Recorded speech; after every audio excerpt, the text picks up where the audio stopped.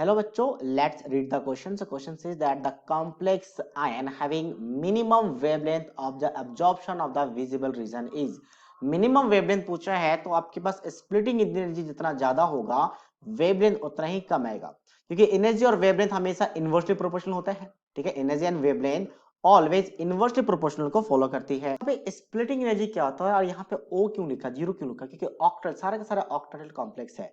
अगर आपका ligand ligand 6 है, मतलब लिगेंड अगर 6 कोऑर्डिनेशन नंबर इसको कहा जाता है, हर जगह देखा जाए तो 6 है, तो इसे ऑक्टेटल कॉम्प्लेक्स बनाएगा, इसलिए हम ऑक्टेटल के लिए O लिखा करते हैं.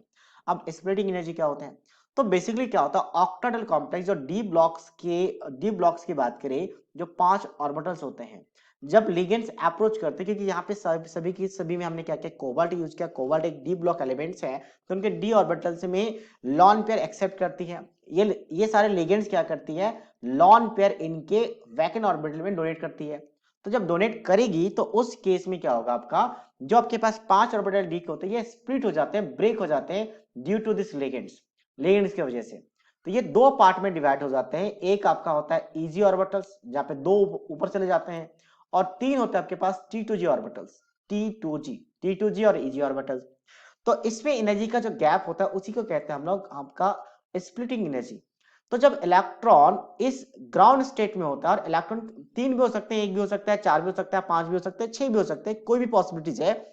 इनमें से मैंने मान लो ये वाला पॉसिबिलिटीज ले लिया, तो इलेक्ट्रॉन जब यहां से जंप करके यहाँ पे जाती है तो एनर्जी गेन करती है, और फिर ये रिटर्न बैक जब आती है फिर उसी जगह पे, तो जो एनर्जी रिलीज करती है उस एनर्जी का वेवलेंथ अगर विजिबल रीजन में है तो कलर शो करेगी.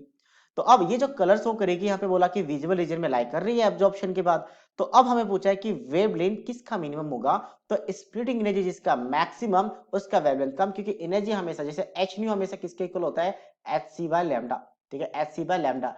तो अच्छा एनर्जी का फॉर्मूला ये होता है, energy H C by lambda या एच न्यू. तो एनर्जी और वेवलेंथ हमेशा इनवर्सली प्रोपोर्शनल शो करता है, मतलब जिसका एनर्जी स्प्लिटिंग एनर्जी ज्यादा तो उसका वेवलेंथ कम. तो अब हमें देखना लिगेंड. तो लिगेंड में क्या, हमें देखो यहाँ पे कोऑर्डिनेशन नंबर निकालने की जरूरत नहीं है, स्टेबिलिटी देखने की जरूरत नहीं है, डायरेक्टली हो जाता है. बस हमें देख लेते हैं लिगेंड का स्ट्रेंथ किसका ज्यादा है, लिगेंड का स्ट्रेंथ चेक कर लो बस, स्ट्रेंथ. तो स्ट्रेंथ की बात करें तो ऑब्वियसली हमें ये पता होता है कि जैसे कार्बन मोनोऑक्साइड हो गए या फिर NH3 हो गए, ये सारे लिगेंड जो होते हैं काफी स्ट्रॉन्ग लिगेंड होते हैं एज कंपेयर टू हेलोजन. हर इंजन हेलोजन लिख सकते हैं, या फिर हमें क्लोरीन यूज है तो क्लोरीन लिख लेते हैं. तो सबसे ज्यादा स्ट्रॉन्गेस्ट लिगेंड कहाँ पे, आपका ऑप्शन ए में. ठीक है, तो जितना ज्यादा स्ट्रॉन्गेस्ट लिगेंड होगा उतना ही ज्यादा आपके पास लिगेंड से जितना ज्यादा हो उतना ही ज्यादा स्प्लिटिंग एनर्जी आती है. जितना ज्यादा स्ट्रॉन्गर लिगेंड जब डोनेट करने आएगा तो रिपल्शन बहुत ज्यादा बढ़ेगा, तो उतना ही ज्यादा स्प्लिटिंग एनर्जी आएगी, तो उतना ही कम वेवलेंथ आएगा. यहाँ पे बात करें, यहाँ पे भी स्ट्रॉन्ग लिगेंड बट 5 है, यहाँ पे 6 है, यहाँ पे फिर क्लोरीन आ गया, यहाँ पे 4 के साथ 2 है और यहाँ पे 4 के साथ 2 है. तो मतलब सबसे अच्छा लिगेंड, सबसे ज्यादा अच्छा लिगेंड आपका ऑप्शन ए में है, तो सबसे ज्यादा स्प्लिटिंग एनर्जी ए में आएगा, तो सबसे मिनिमम वेवलेंथ ए में आएगा. So that means option A is the right answer of this question. I hope you understood it well.